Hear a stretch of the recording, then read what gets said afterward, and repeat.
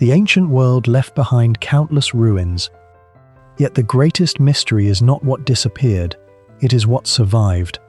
Across thousands of years, wars, earthquakes, and changing civilizations, some remarkable places have endured with a level of precision and engineering that still raises difficult questions. Their existence is no longer in doubt.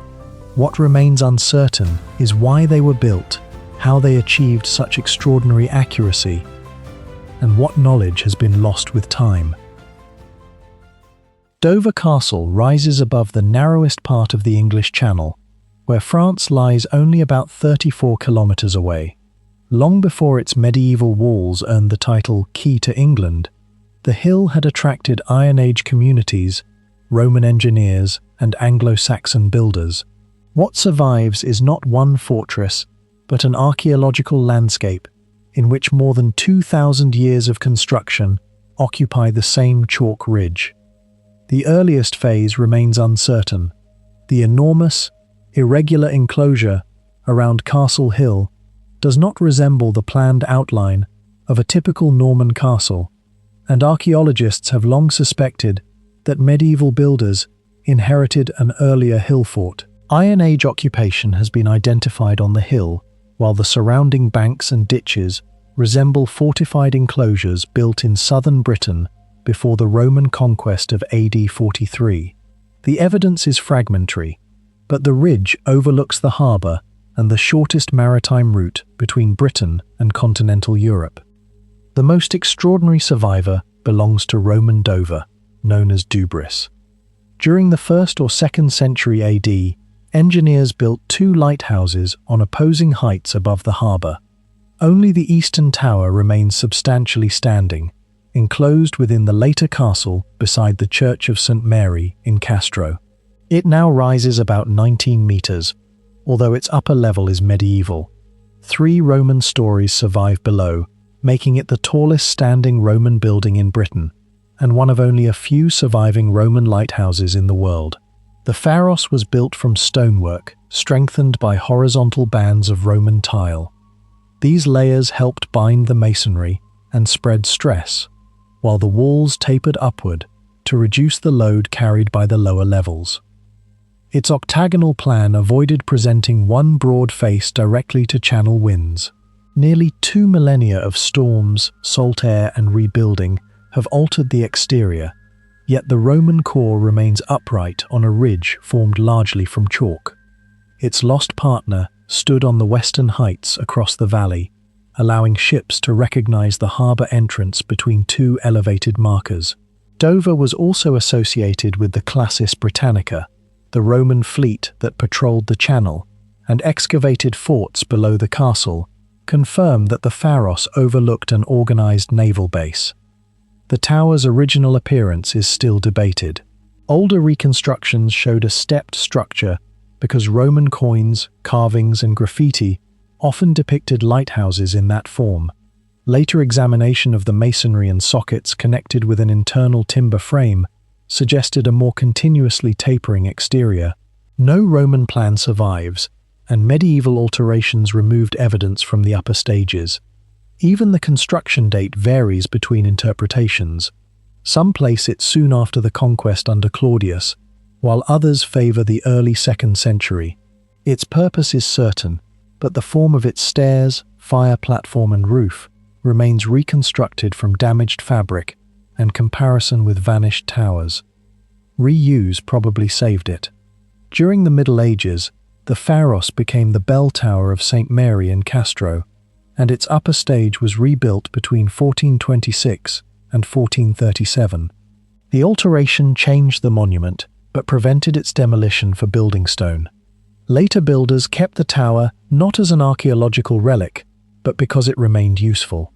After the Norman conquest of 1066, Dover became essential to royal control of the crossing to France. William the Conqueror established a castle on the hill, although little of its earliest timber and earth phase can now be separated from later rebuilding. The decisive transformation began under Henry II. From 1179 through the 1180s, the king financed the Great Tower, Inner Bailey, and major stone defences. Royal accounts record expenditure of several £1,000s, an exceptional royal investment. The work was overseen by Maurice the engineer. The Great Tower was both fortress and palace. Its walls reach roughly 6 meters in thickness at foundation level, enclosing halls, chambers, chapels, fireplaces, latrines, and storage rooms. After Thomas Becket's murder in 1170, Dover stood on the route used by rulers, ambassadors, and pilgrims travelling to his shrine at Canterbury. The tower projected royal authority toward anyone entering England, while allowing the king and court to live inside a protected stronghold. Constructing such weight on chalk demanded careful control of the ground.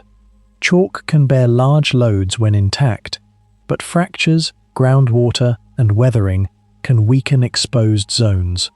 The tower, curtain walls, banks, ditches, and gatehouses formed a connected system following the ridge. Earlier earthworks were reused, slopes were cut where necessary, and heavy masonry was concentrated around vulnerable approaches.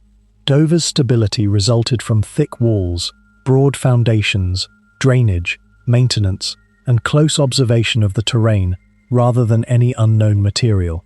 Water was equally important. The well inside the Great Tower descends more than 70 meters through chalk to groundwater.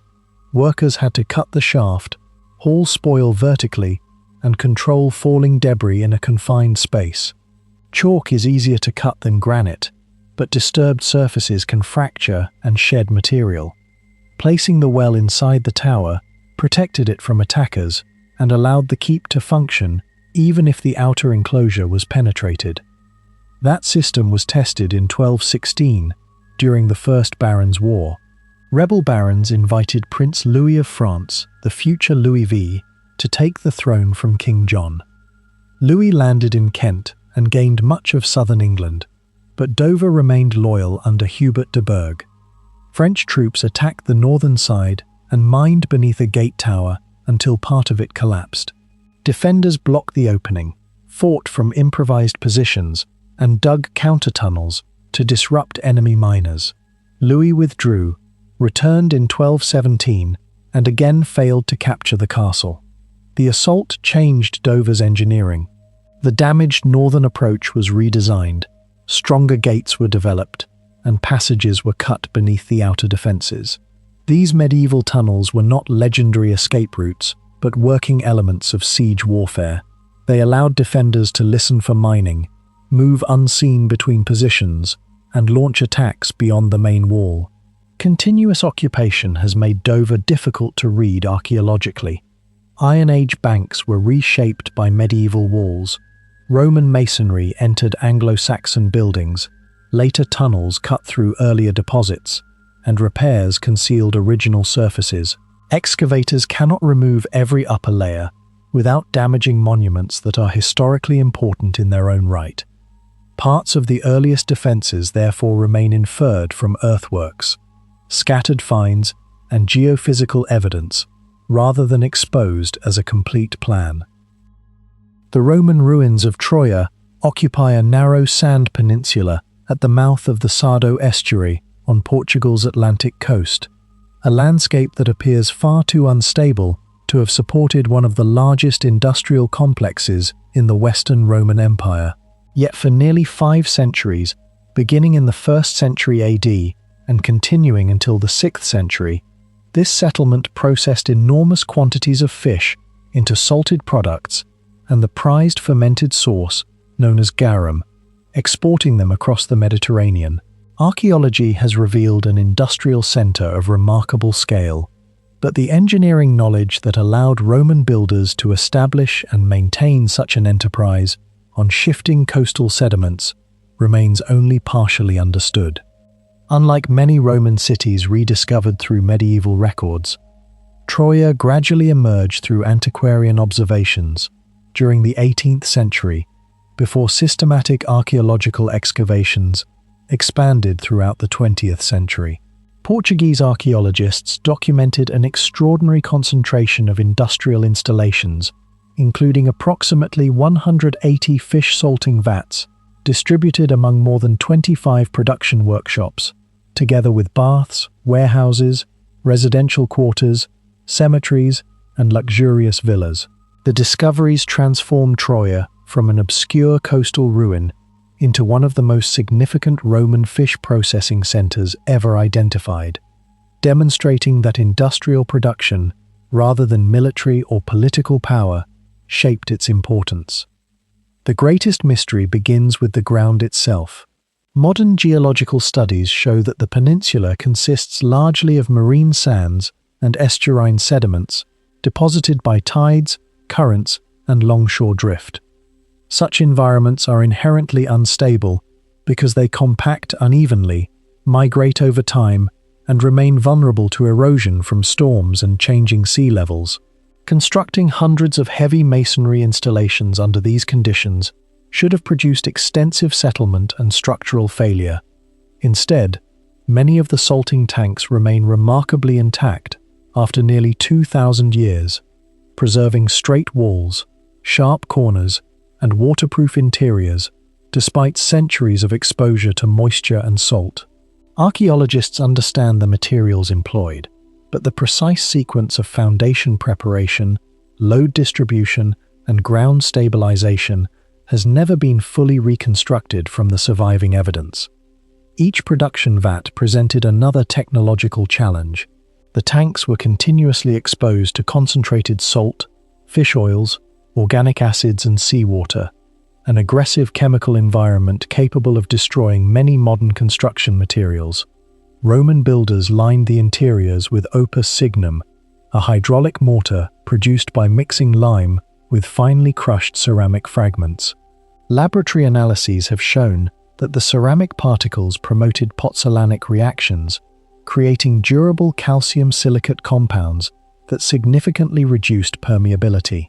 Even so, researchers continue investigating why some vats preserved their waterproof coatings exceptionally well, while others deteriorated much more rapidly. Differences in aggregate selection, firing temperatures of recycled ceramics, lime quality, or curing conditions may all have influenced long-term performance. Yet no surviving Roman technical manual describes how these industrial waterproofing systems were optimized for constant contact with salt. The organization of production raises questions extending far beyond construction. Nearly 200 vats operating simultaneously would have required enormous quantities of fish delivered within hours of capture, vast amounts of salt harvested from coastal marshes, thousands of ceramic amphorae manufactured for export, timber for fuel, labor for processing, and ships capable of distributing finished products across imperial trade routes. Excavated amphorae bearing stamps from Tróia have been recovered throughout Hispania, Gaul, and other regions of the Western Empire, confirming the settlement's integration into long-distance commerce. However, almost no administrative documents survive to explain how such a sophisticated industrial network coordinated seasonal fishing, storage, packaging, and maritime transport. The physical infrastructure remains visible, while the logistical system that sustained it has largely disappeared. Water management represents another unresolved engineering puzzle. Fish processing required controlled access to seawater, while simultaneously demanding fresh water for washing equipment, cleaning workspaces, and supporting the resident population.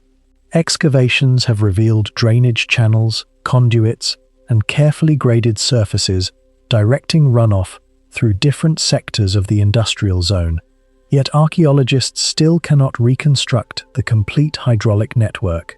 The settlement appears to have separated waste flows from productive areas while preventing stagnant water from undermining foundations, an impressive achievement considering the exceptionally low elevation of the peninsula and the constant influence of tides. Modern topographic modeling suggests that subtle changes in ground level, often measuring only a few centimeters, played an essential role in maintaining drainage efficiency across the complex. Equally remarkable is the settlement's response to environmental change. Geological research demonstrates that the coastline surrounding the Sardo estuary has shifted considerably since Roman times as sediment accumulated, channels migrated, and shorelines advanced or retreated. The ancient harbour that once connected Tróia directly with maritime traffic no longer exists in its original form. This raises an important archaeological question. Did Roman engineers anticipate gradual coastal evolution when selecting the site, or were they forced to adapt repeatedly as the landscape transformed over successive generations? Excavated construction phases indicate continuous modification of industrial facilities, suggesting that maintenance and adaptation formed an integral part of the settlement's history, rather than exceptional responses to isolated disasters. The urban layout also defies expectations for what is often described simply as a factory settlement. Industrial workshops stood alongside elegant residences decorated with mosaics, bath complexes equipped with hypercaust heating systems, and substantial funerary monuments. The coexistence of intensive manufacturing with high-status domestic architecture indicates that wealthy entrepreneurs, administrators, and skilled specialists lived within the production center itself, rather than directing operations from distant cities. This close integration of industry, housing, and public infrastructure resembles carefully planned industrial communities far more than temporary processing camps. Yet the decision-making process behind such spatial organization remains undocumented. One of Tróia's lesser-known mysteries concerns the durability of its architecture in a saline environment. Salt crystallization is among the most destructive processes affecting masonry because repeated cycles of dissolution and crystallization generate internal stresses capable of fracturing stone and mortar. Conservation studies have identified salt damage throughout the ruins, but they also reveal construction techniques that slowed deterioration. Builders selected specific combinations of limestone, mortar, and ceramic materials, while designing walls thick enough to tolerate gradual weathering without catastrophic collapse. Exactly how Roman craftsmen balanced material properties against centuries of chemical attack remains an active area of research within archaeological conservation and materials science. In the village of Bziza in northern Lebanon's Kura district, a modest Roman sanctuary preserves a history far more complicated than its surviving columns suggest. Unlike the colossal temples of Baalbek, Bziza was not designed to overwhelm visitors through scale. Its importance lies in the precision of its layout, the unusual breadth of its podium, the construction drawings cut directly into its masonry, and the way a pagan shrine was later turned into a Christian church without erasing the structure beneath it. For centuries, the building was known locally as Sayyidat al-Awamid, Our Lady of the Columns, yet the standing Ionic facade belongs to a much older religious landscape, created when the cities and villages of the Lebanese mountains were being reshaped under Roman rule. The monument was known to European travelers by the early 19th century. In 1838, the French artists Antoine-Alphonse Montfort and François Lehoux visited and painted the ruins, recording a chapel embedded inside the ancient shell. Ernest Renan examined the site in 1860 during his archaeological mission in Phoenicia, and in 1894, the Jesuit scholar Henri Lamens photographed it. The first systematic architectural study came in the early 20th century when the German historian Daniel Kränker surveyed the building.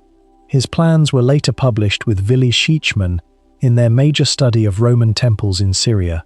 A decisive excavation followed in 1965 under the Lebanese-Armenian archaeologist Haroutune Kalayan, who cleared the buried podium and documented incised architectural designs on the walls. Restoration by Lebanon's Directorate General of Antiquities in the 1990s removed much of the ruined chapel masonry to expose the Roman fabric, leaving the Christian apses as evidence of the building's second life. Older descriptions often dated Bziza to the 1st century AD, but detailed architectural analysis has placed the surviving Ionic temple closer to the middle of the 2nd century.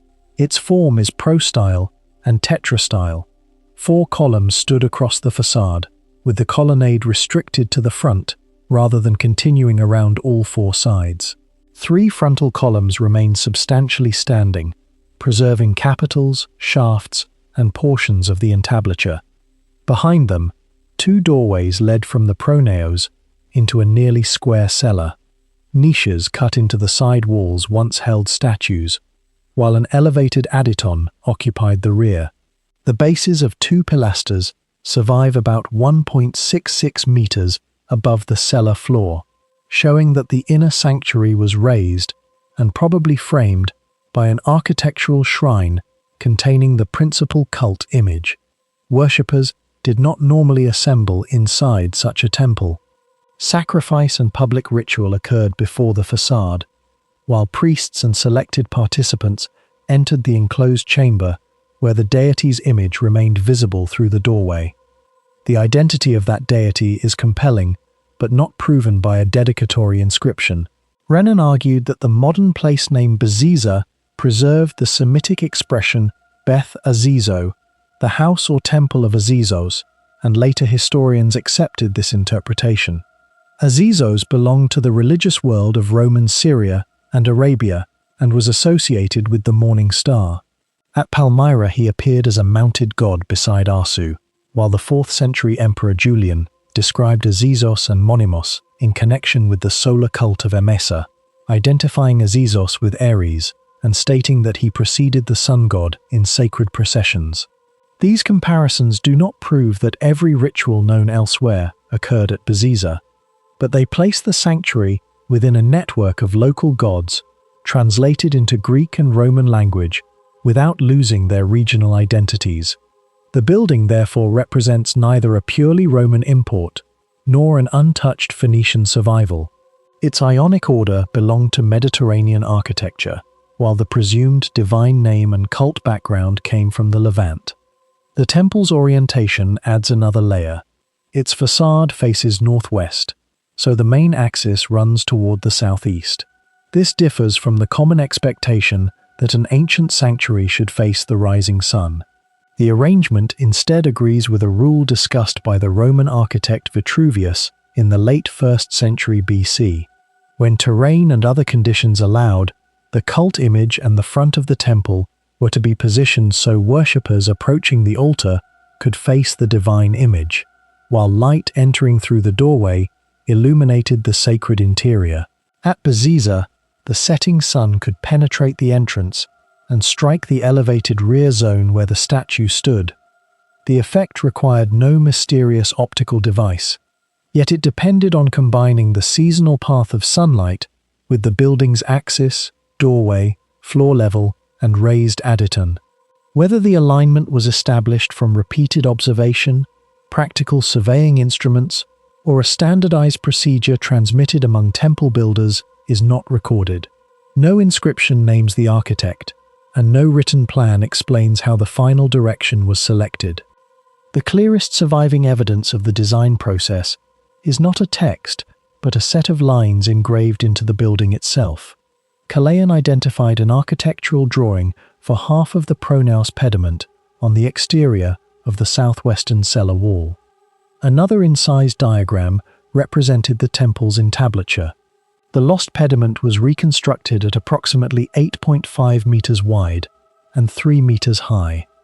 Such full-scale or reduced construction drawings were practical tools used by Roman builders to calculate profiles, test proportions, and communicate the assembly of complicated stone elements. They show that the craftsmen were not simply shaping blocks by eye.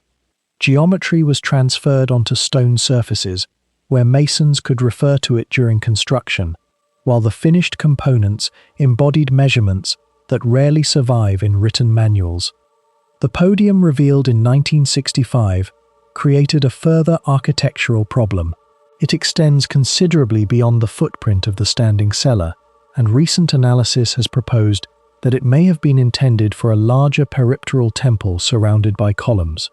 Under this interpretation, the visible tetrastyle sanctuary represents a reduced or altered project constructed on a base conceived for something more ambitious. The evidence does not show why the apparent original scheme was abandoned. Cost, political change, interrupted patronage, structural concerns, or a revision of cult requirements could all explain the discrepancy, but no inscription or construction account survives to choose among them. This makes Bziza unusual. The monument appears complete enough to have functioned, yet the platform beneath it may preserve the dimensions of an unrealized building.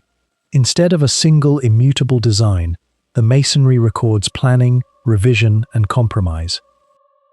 Near the village of Nalanda in Sri Lanka's central province, between Matale and Dambulla, stands a compact stone sanctuary, unlike the island's great brick stupas, cave monasteries, or timber-roofed image houses. Nalanda Gedige is generally dated between the 8th and 10th centuries CE, when the Anuradhapura kingdom was weakening. South Indian dynasties were exerting growing influence across the Palk Strait, and Mahayana and Tantric currents existed beside Sri Lanka's dominant Theravada tradition. The building is small, yet its identity remains difficult to define. Its plan resembles a Hindu temple, its surviving images point toward Buddhist use, and its masonry belongs to a construction tradition rarely preserved on the island. The monument entered the archaeological record during the British colonial period. C.P. Bell, the first archaeological commissioner of Ceylon, examined Nalanda in the late 19th and early 20th centuries and described it as a unique structure whose history remained obscure. Clearing and reconstruction were undertaken around 1911 and 1912, after vegetation and structural collapse had already damaged the site. Bell recognized that the sanctuary did not fit comfortably within the established sequence of Sinhalese religious architecture. Its form looked South Indian, but its archaeological context and sculptures connected it to Buddhism. That contradiction still governs attempts to explain its origin. Nalanda Gedige consists of a stone sanctum approached through a vestibule and entrance hall, a sequence corresponding closely to the Garbhagriha, Antarala, and Mandapa arrangement of Dravidian temples. Pilasters divide the outer walls, false arched windows decorate the elevations, and the superstructure rises in receding stone courses. These features are often compared with Pallava architecture, particularly the 7th and 8th century monuments of Mamallapuram in Tamil Nadu, although Nalanda is not a direct copy. Most ancient Sri Lankan Buddhist buildings used brick cores, plastered walls, timber roofs, and stone, mainly for foundations, columns, thresholds, or sculpture. At Nalanda, walls, ceilings, door frames, and much of the roof were assembled from cut stone, making it one of the island's rare surviving all-stone image houses. The strongest evidence for Buddhist use comes not from the plan, but from discoveries at the site. A pillar inscription, paleographically assigned to about the 9th or 10th century, records regulations associated with a Buddhist monastery. Sculptures found in and around the building include Buddhist figures, among them an image identified as a bodhisattva. A seated figure commonly interpreted as Kubera also follows an iconographic form familiar in Sri Lankan religious art. No securely identified image of Shiva, Vishnu, or another principal Hindu deity survives to prove that the inner chamber was originally dedicated to a Brahmanical cult. The architecture therefore appears more Hindu than the surviving religious contents. It may have been built by craftsmen trained in South Indian temple construction for a Buddhist community, converted from one religion to another, or created during a period when architectural forms crossed religious boundaries more freely than modern categories imply. From the 8th century onward, Sri Lanka experienced repeated contact and conflict involving the Pallavas, Pandyas, and Cholas. In 993, Rajaraja I brought much of the north under Chola authority. In 1017, forces under Rajendra I captured the Sinhalese king Mahinda V. Nalanda may predate the full conquest, but its design belongs to this wider era of intensified exchange. Artisans, monks, and visual conventions could cross the sea without the temple having been commissioned by a Chola ruler. leaving evidence of cultural transfer for which no royal inscription survives. Its masonry reveals equally specialized knowledge. Nalanda was not carved from a single rock, but assembled from shaped blocks and slabs. Builders had to establish level courses, lock corners together, span the inner chamber, and control the outward thrust created by the heavy upper structure. The stone roof depended on carefully seated elements rather than a light timber frame. This requires no unknown technology, but it does indicate expertise uncommon among surviving Sri Lankan monuments of the same period. Errors in the lower courses would have multiplied upward, while uneven support could have fractured lintels or displaced the roof. The compact plan reduced the span and concentrated the load into thick walls, a practical solution also found in South Indian temples. Its survival shows that the builders understood weight distribution, joint placement, and wall thickness in a humid environment where water penetration and vegetation could quickly destroy abandoned masonry. The sculptural program deepens the uncertainty. A weathered erotic scene survives on the exterior, an exceptional subject in ancient Sri Lankan architecture. Comparable imagery is better known from Indian temples, including the later complexes at Khajuraho, but one damaged panel cannot prove that Nalanda was a Hindu or Tantric shrine. Such figures could express fertility, auspiciousness, or shared ritual ideas, while Mahayana and Vajrayana Buddhism also absorbed imagery used in Hindu traditions. The carving is evidence of cultural contact, not proof of a secret cult. The most dramatic event in the monument's modern history began with the Mahaweli development program. Construction of the Bawatena Reservoir threatened to inundate the low ground on which Nalanda Gedige stood. During conservation work carried out mainly between 1980 and 1985, archaeologists and engineers dismantled the sanctuary stone by stone, recorded and numbered its components, prepared a raised platform nearby, and reconstructed the building above the expected water level.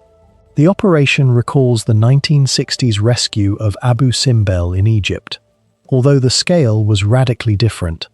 Abu Simbel involved colossal rock-cut temples divided into enormous sections, whereas Nalanda required the controlled removal and reassembly of a compact masonry shrine.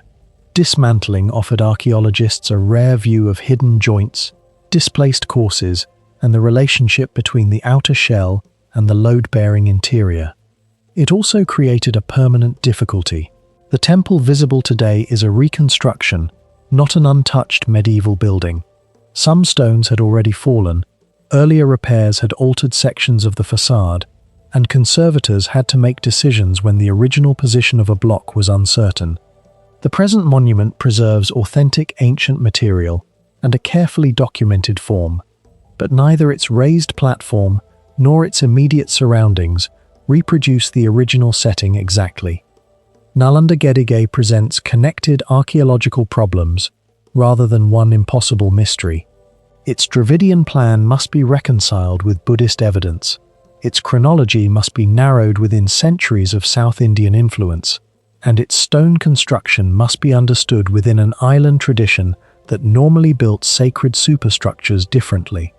The patron may have been a Buddhist ruler employing foreign-trained artisans, a Mahayana monastery, a local elite shaped by Tamil and Sinhalese traditions, or several patrons who altered the shrine. None can yet be proven because no foundation inscription names the commissioner, no chronicle describes the project, and no intact original image identifies the first sacred figure placed inside. In the countryside near Sorso, a few kilometers inland from the Gulf of Asinara in northern Sardinia, an underground chamber preserves one of the island's least familiar nuragic sanctuaries. Serra Niedda is not a monumental tower visible across the landscape. The complex belongs to the nuragic period, with phases extending from the later Middle Bronze Age through the recent and final Bronze Age and into the early Iron Age. The site was excavated between 1985 and 1988 under archaeologist Daniela Ravina. Her reports, published in 1985 and 1986, identified Serra Niedda as a sanctuary centered on a well temple rather than an ordinary settlement. Structures continued beyond the investigated area, while Roman material and a rock-cut basin, apparently reused much later, proved that the place remained active or remembered after the nuragic ceremonies had ended. Recovered objects are held at the Museo Nazionale Giovanni Antonio Sanna in Sassari. At the center of the sanctuary stands the sacred well. Nuragic well temples normally combine a vestibule, a descending stairway, and a subterranean chamber built around a spring or groundwater source. Serra Niedda follows only part of that pattern. It has no conventional vestibule. Instead, the approach curves downward through a semicircular arrangement.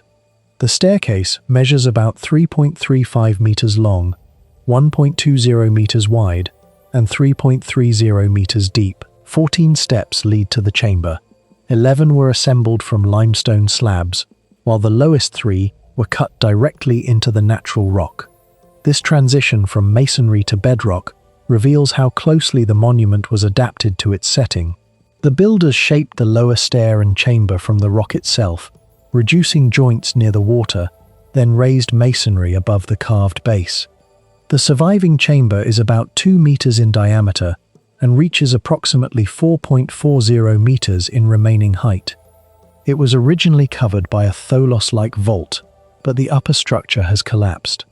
The floor is slightly concave and irregular, rather than perfectly geometric, suggesting that the builders followed the natural form of the rock, instead of removing every uneven surface. The chamber's semicircular arrangement is unusual among Sardinian well temples. The contrast becomes clear beside Santa Cristina near Pauli Latino, where a sharply defined trapezoidal stair and exceptionally regular masonry create one of the island's most precise sacred wells. Serra Niedda is smaller, less symmetrical, and more dependent on the bedrock. This does not necessarily mean poorer workmanship. It suggests that nuragic sanctuary construction was not controlled by one fixed blueprint.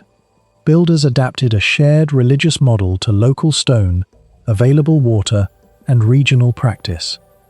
The deeper question is how they knew where and how far to excavate. To create a stair descending more than 3 meters and a chamber enclosed beneath the surface, they had to locate dependable water, identify rock, stable enough to cut, and decide where masonry could safely begin. No nuragic engineering manuals or drawings survive. Archaeology can reconstruct the completed sequence: rock cutting below, limestone slabs above, and corbelled masonry around the chamber, but not the surveying process that preceded it. The builders may have read springs, damp ground, vegetation, or seasonal changes through knowledge accumulated over generations. Whatever their method, the water source was clearly incorporated into a planned architectural route, rather than found accidentally. The descent also controlled ritual movement. Anyone approaching the water had to leave the open sanctuary, enter the curved stair, and continue into a narrow chamber, where light diminished with every step. The well was therefore more than a practical source. Its design turned access to water into a staged passage. Similar principles appear at other nuragic sanctuaries, but Serra Niedda's missing vestibule and curved entrance created a different experience, perhaps reflecting a local ceremony whose rules have not survived. Roughly 7 meters north of the well lies the most difficult building to interpret. Only its lowest course remains, but the foundations were built in isodomic masonry, using shaped blocks arranged in regular horizontal courses. The structure contains a circular chamber about 6 meters in diameter, connected to a corridor approximately 9 meters long. The passage widens outward in a trumpet-like form and does not resemble an ordinary domestic hut. Despite its size and proximity to the well, excavation produced no decisive evidence for its purpose. It may have housed ceremonies, offerings, storage, or restricted gatherings, but none of these proposals has been demonstrated. The contrast between the two principal buildings is striking. The well narrows toward a chamber only 2 meters across, while the neighboring structure opens into a room 3 times that diameter and extends along a 9-meter passage, one controlled movement downward toward water, the other organized movement horizontally. Their separation strongly suggests a relationship, yet the surviving walls do not show how people moved between them or whether both monuments belong to the same construction phase. Later huts added around the sanctuary make the original plan harder to reconstruct. Between the well and the isodomic building, excavators found a cylindrical limestone monolith approximately 80 centimeters in diameter and 55 centimeters high. Its upper section is missing, but it has been interpreted as a possible altar. Objects concentrated around it support a ritual function. Excavations recovered bronze votive pieces, including small figures of worshippers or offerers, together with other offerings and animal bones interpreted as remains of sacrifice. These finds place ceremonies in the open space between the buildings, not only inside the subterranean chamber. The animal remains show that Serra Niedda was not simply a protected spring. Sacrifice required animals, participants, and rules governing how remains were consumed or deposited, while bronze offerings depended on specialized metalworking and exchange networks. Yet the names of the deities, the identity of the officiants, and the meaning of the ceremonies remain unknown, because Nuragic religion left no readable texts. Roman period materials prove that activity continued after the original Nuragic phase. At the southwestern edge of the excavated zone, a basin cut into the rock appears to have been reused, perhaps during the Middle Ages. These later occupations preserved awareness of the place, but disturbed earlier deposits. Archaeologists can measure the stair, chamber, corridor, and monolith precisely, while votive bronzes and animal bones establish the sacred character of the complex. What remains unresolved is the system connecting its parts, the purpose of the 6-meter circular building, the original upper profile of the well, the full extent of the sanctuary beyond the excavated area, and the method by which its builders located groundwater and opened the rock without leaving a written explanation. On a weathered granite outcrop near Maski in northern Karnataka, India, a short inscription carved more than 2,200 years ago solved a problem that had confused historians since the 19th century. The text was not monumental, its lettering was uneven, and its surface lacked the polish of Ashoka's famous pillars. Yet one word cut into the rock, Asoka, connected an anonymous imperial voice with one of the most powerful rulers of ancient South Asia. European scholarship first began to understand the Mauryan inscriptions in 1837, when James Prinsep deciphered the Brahmi script used on many of them. The texts repeatedly spoke in the name of Devanampiya Piyadasi, meaning beloved of the gods, he who looks with favor. Buddhist chronicles from Sri Lanka described a Mauryan king called Ashoka by related titles, leading scholars to suspect that the two figures were identical. The identification was convincing, but no known edict had yet placed the title and the personal name together. That changed in 1915, when C. Beedon, a British mining engineer, noticed an inscription on a rock near Maski, then within the princely state of Hyderabad. The area was already archaeologically important.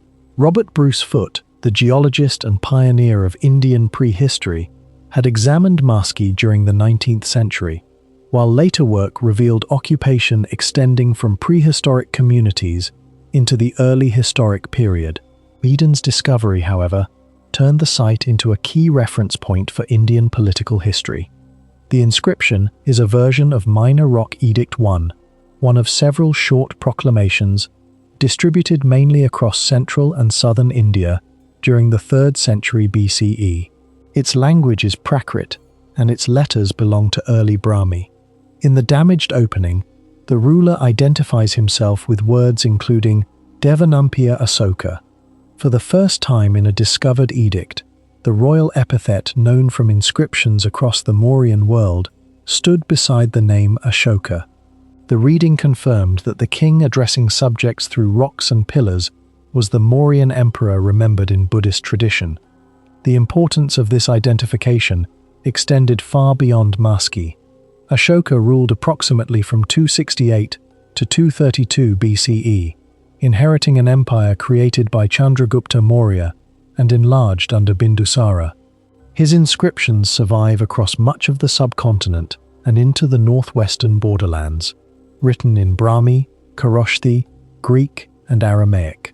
Once Maski linked Ashoka with Devanampiya, geographically separated texts could be understood as parts of one imperial program rather than declarations by an uncertain ruler known only through a title. Maski also reveals the complexity behind the Mauryan inscription network.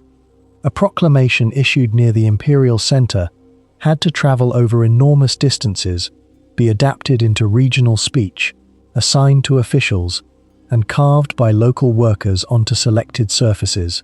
Surviving versions are related, but not identical. Words vanish, spellings change, titles are shortened, and local pronunciation affects the text. These differences show that the edicts were not mechanically copied from one permanent template. They passed through human chains of dictation, transcription, and engraving. This may explain why the personal name appears at Maski, while most major edicts use royal titles. The variation does not require a hidden king or secret identity. It may reflect a regional drafting choice, a need for clarity, or the form of the exemplar delivered to the engraver.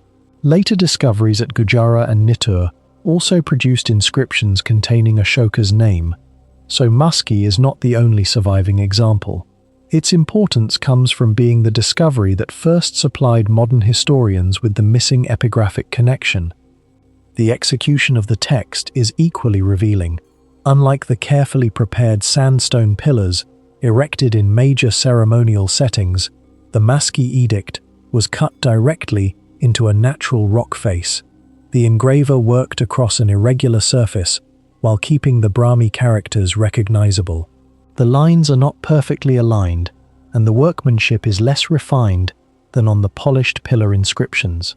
The contrast suggests different levels of labor, supervision, and investment within the same imperial communication system. Its location was probably not accidental. Maski stood in the southern zone reached by Mauryan authority, within a mineral-rich Deccan landscape connected to regional movement. Gold workings are known in the wider area, and Bziza himself was there because of mining. Several minor rock edicts occur in Karnataka and adjoining regions, including Brahmagiri, Siddhapura, Jatinga Rameshwara, Nittur, and Udegolam. Their concentration indicates sustained administrative attention, far from the Gangetic heartland, although the exact routes followed by messengers cannot be reconstructed. Brahmi deepens the archaeological significance of Maski. Princeps decipherment made the letters readable, but the earlier development of the script remains debated. Ashokan inscriptions form the first extensive and securely dated body of Brahmi writing, already capable of recording political and ethical statements across wide regions. Their local variations imply that scribes and engravers adapted a shared system rather than reproducing one rigid alphabet. Maski preserves a small but decisive part of that transition from spoken command to durable public writing.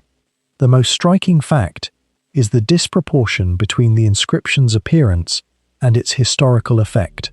A roughly executed provincial text identified the author of an imperial archive spread across thousands of kilometers. Before 1915, Devanampiya Piyadasi could be linked with Ashoka through literary comparison.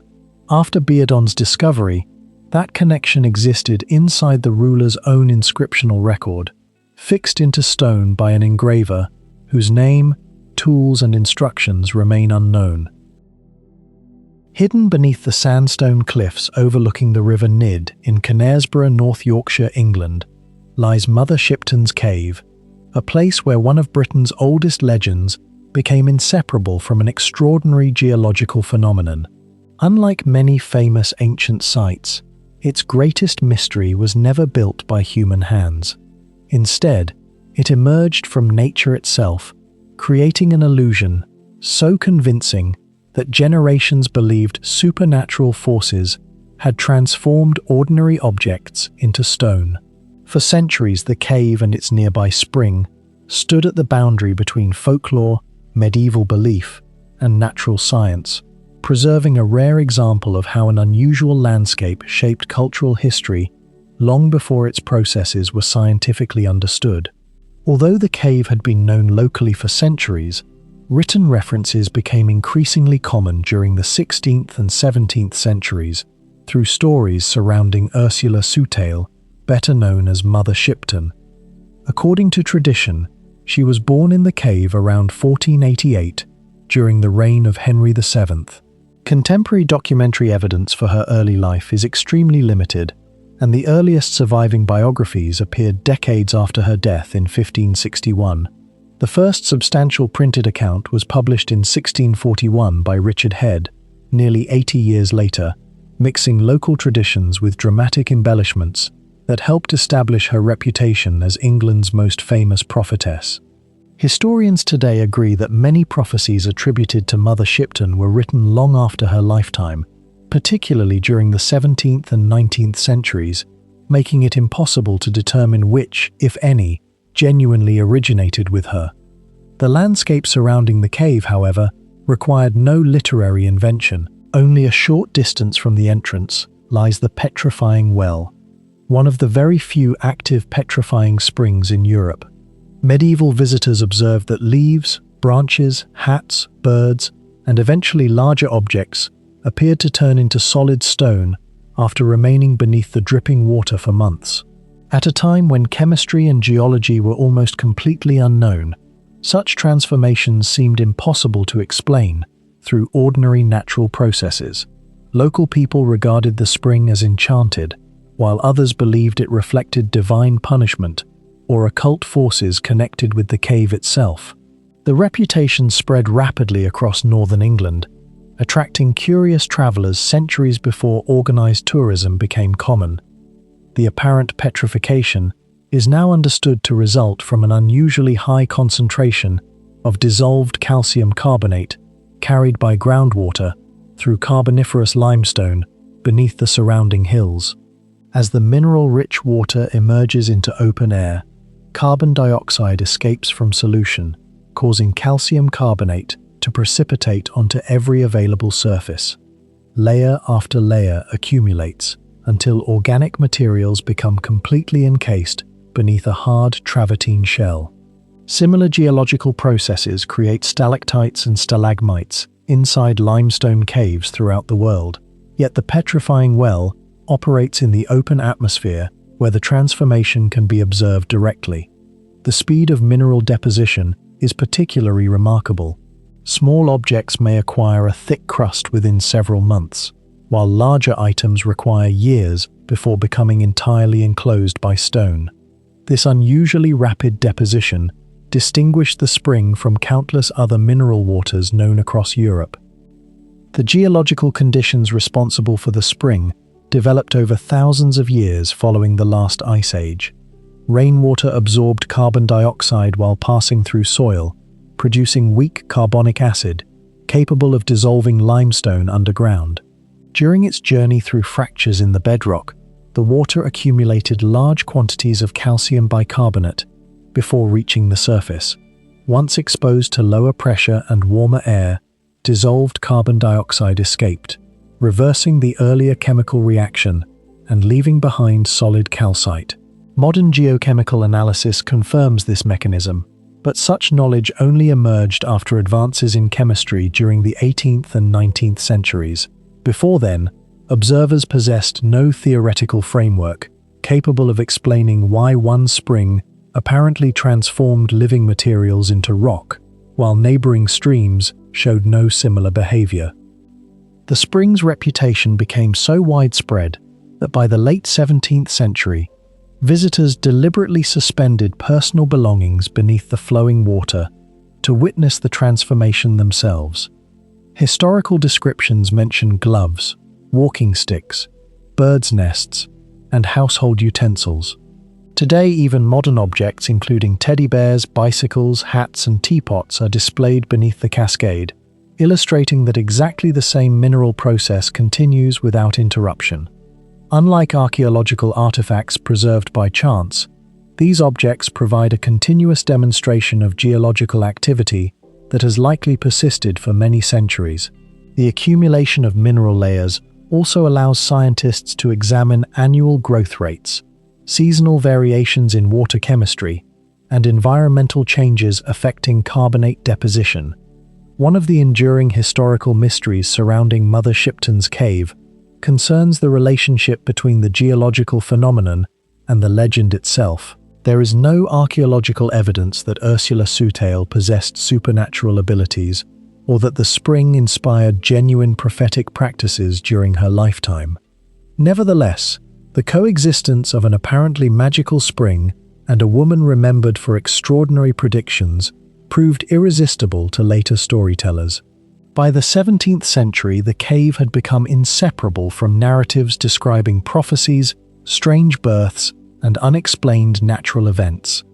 The landscape effectively reinforced belief because every visitor could witness objects gradually becoming stone with their own eyes, encouraging the assumption that other impossible stories associated with the site might also be true. Archaeological investigations around Knaresborough have revealed long-term human occupation of the River Nidd Valley, extending back into prehistory, although the cave itself has produced little evidence indicating ritual use during the Iron Age or Roman period. Unlike decorated cave sanctuaries elsewhere in Europe, Mother Shipton's cave contains no prehistoric paintings, monumental architecture, carved inscriptions, or engineered chambers. Its significance instead derives from the interaction between natural geology and historical interpretation. This distinction is important because many popular accounts exaggerate claims of ancient pagan temples or hidden ceremonial complexes without supporting archaeological evidence. Current research offers no confirmation that the cave functioned as a sacred sanctuary before medieval traditions emerged. Hidden among the wooded hills near Pietrabondante in the Molise region of southern Italy lies a little-known archaeological site known as the Fondo Patturelli votive stone pits. At first glance, the exposed bedrock appears unremarkable, yet dozens of carefully carved circular cavities cut directly into the limestone have puzzled archaeologists for more than a century. Unlike monumental temples or towering fortifications, the mystery here is contained within the rock itself. The pits belong to one of the most important sacred landscapes of the Samnites, an Italic people who resisted Roman expansion for generations before their incorporation into the Roman Republic during the late 3rd century BC. Despite decades of excavation, researchers still cannot explain why so much labor was invested in carving these precisely shaped hollows into solid stone, or how the entire complex functioned during religious ceremonies. Scientific interest in the area began after the discovery of the nearby Samnite sanctuary during the 19th century, but systematic archaeological excavations accelerated throughout the 20th century, particularly under the direction of Italian archaeologists investigating the monumental sanctuary of Pietrabondante. Excavations revealed that the stone pits formed part of a wider ritual landscape rather than an isolated feature.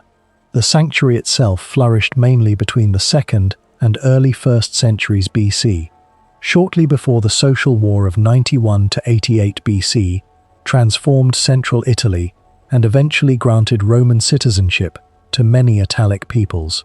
Inscriptions written in the Oscan language, the principal language of the Samnites, confirmed the ceremonial importance of the sanctuary, yet none described the purpose of the carved pits, leaving archaeologists to reconstruct their function entirely from physical evidence. The most striking feature is the remarkable uniformity of many cavities.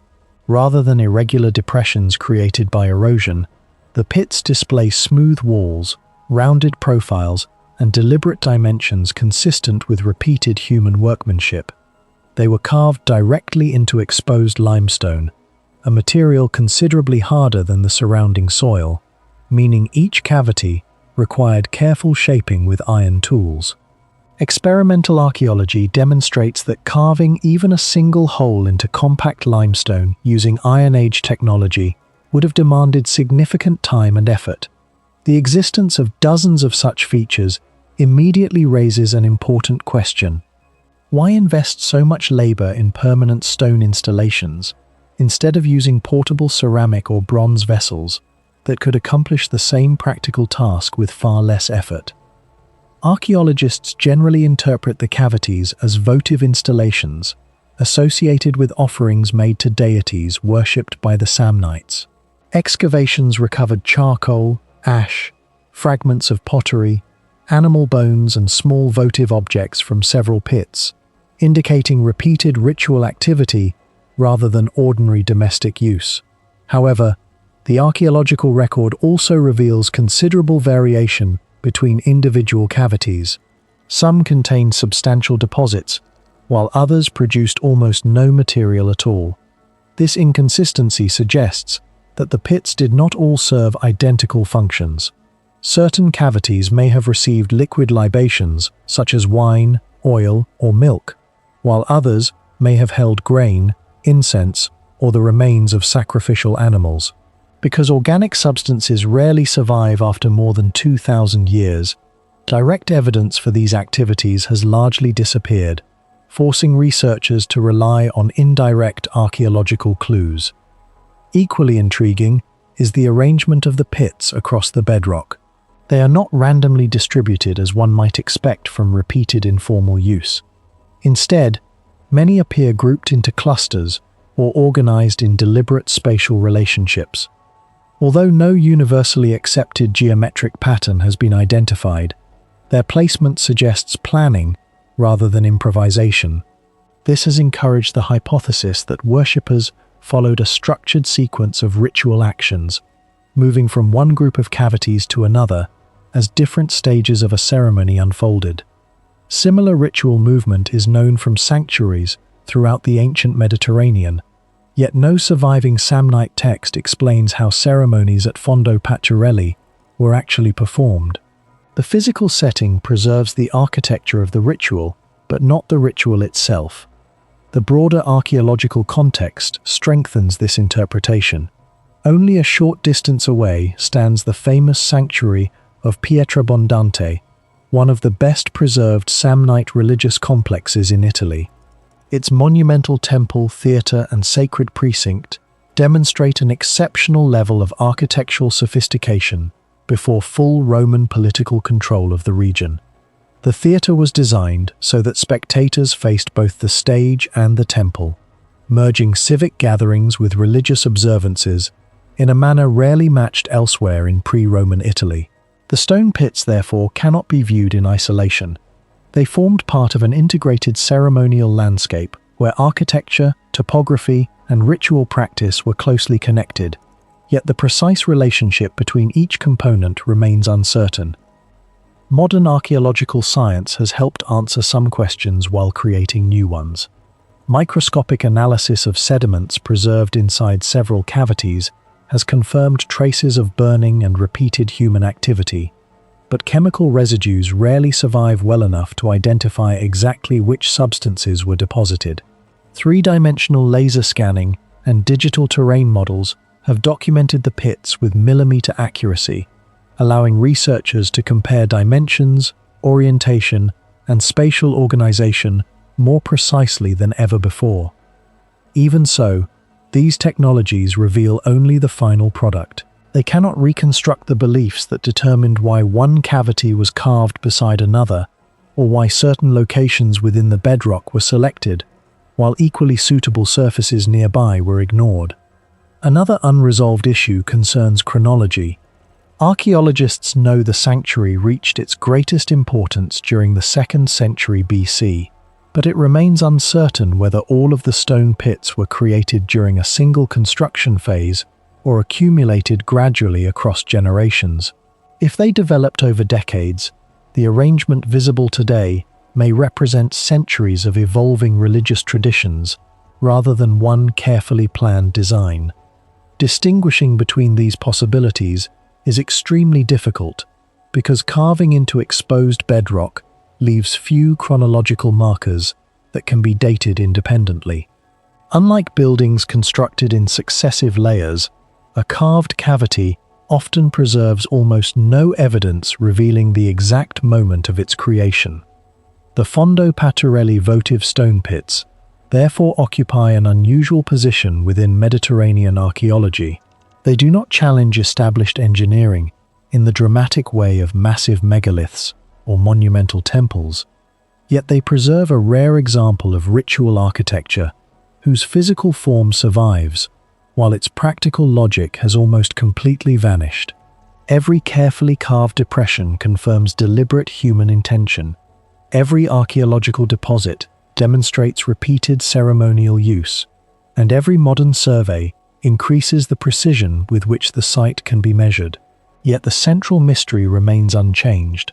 Why did the Samnites transform ordinary bedrock into a permanent network of sacred stone vessels whose meaning disappeared long before the first archaeologist uncovered them?